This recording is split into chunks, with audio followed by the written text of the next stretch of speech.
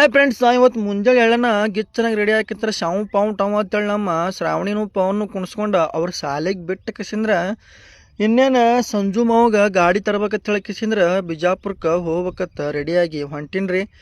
ಹಂಗೆ ಸಂಜು ಮಾವನು ಮತ್ತು ನಮ್ಮ ಜರಿ ಸ್ವಾಮಿ ಮಾವನು ಇಬ್ಬರು ಬಂದ್ರಿ. ನಾನು ಬಾಬುಗೌಡನು ಒಂದು ಗಾಡಿ ಮೇಲೆ ಕೂತೀವ್ರಿ. ಅವರು ಇಬ್ಬರು ಒಂದು ಗಾಡಿ ಮೇಲೆ ಕೂತ್ ಕಿಸಿಂದ್ರೆ ಶಾವು ಪಾವು ಟವ್ ಅಂತ ಹೇಳಿ ಕಿಸಿಂದ್ರೆ ಬಿಜಾಪುರ ಕಡೆ ಹೊಂಟೇವ್ರಿ. ಹಂಗೆ ನಮ್ಮ ನಾಡಗೌಡ ಶೋರೂಮ್ಗೆ ಬಂದೇವ್ರಿ. ಗಾಡಿ ಪಸಂದ್ ಮಾಡ್ಯಾರ್ರಿ, ಬ್ಲೂ ಕಲರ್ ರೀ. ಹಂಗೆ ನಮ್ಮ ಬಾಬುಗೌಡನು ಒಟ್ಟು ಅದನ್ನ ಗಾಡಿ ಬಿಟ್ಟು ಅಳಗ್ಯಾಡವಲ್ರಿ. ಹಂಗೆ ನಾವು ಸಂಜು ಮಾವನು ಎಲ್ಲರೂ ಕುಡ್ಕಿಸಿಂದ್ರೆ ಅದನ್ನ ಗಾಡಿ 75,000 ರೂಪಾಯಿಗೆ ಡಬಲ್ ಬ್ಯಾಟ್ರಿ ಅಂದ್ರೆ 41H ಬ್ಯಾಟ್ರಿ ಇದ್ದಿದ್ದ ಮುಗಿಸಿದೇವ್ರಿಪ್ಪ. ಮುಗಿಸ್ಕಿಸಿಂದ್ರೆ ಎಲ್ಲ ರೊಕ್ಕ ಕೊಟ್ಟು ಇನ್ನೇನು ಶಾವು ಪಾವು ಅಂತೇಳಿ ನಮ್ಮ ಗೌಡ್ರ ಕಡೆ ಬಿಲ್ ಮಾಡಿಸೇ ಬಿಟ್ಟೇವ್ರಿ. ಇನ್ನೇನು ಬಿಲ್ ಮಾಡಿಸ್ಕಿಸಿಂದ್ರೆ ಶಾವು ಪಾವು ಅಂತೇಳಿ ನಮ್ಮ ಮಾವ ಇದ್ರೆ 9ಕ್ಕೆ ಹೋಗಿ 10 ಬರ್ತಕ್ಕೆ ಬರೋಂತ ಹೇಳಿದ್ದ.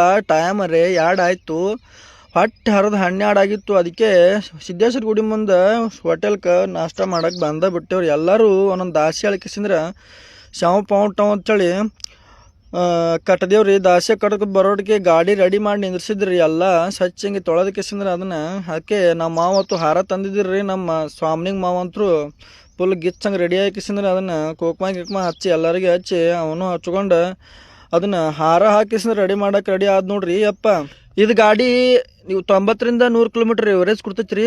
ಹಂಗೆ ಇದು ಗಾಡಿ ಸ್ವಲ್ಪ ಮನ್ಯಾಗ ಯೂಸಿಗೆ ಬೇಕಾಗಿತ್ತು ರೀ ನಮ್ಮ ಸಂಜುಮ ಅವ್ರಿಗೆ. ಗಾಡಿನೂ ಫುಲ್ ಗಿಚ್ ಐತಿ ರೀ.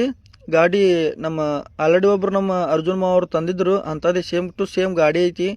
ಈ ಗಾಡಿನ ನಾವು 75,000 ರೂಪಾಯಿಗೆ ಮುಗಿಸೇವಿ. ಅಂದ್ರೆ 90ರಿಂದ 100 ಕಿಲೋಮೀಟ್ರ್ ಹೋಗೋ ಗಾಡಿಗೆ ಅಂದ್ರೆ 8 ಕಿಲೋಮೀಟ್ರ್ ಹೋಗ್ತಾವೆ, ಅದ್ರ ಮೇಲೆ ಡಿಪೆಂಡ್ ರೀ ಗಾಡಿ ರೇಟ್.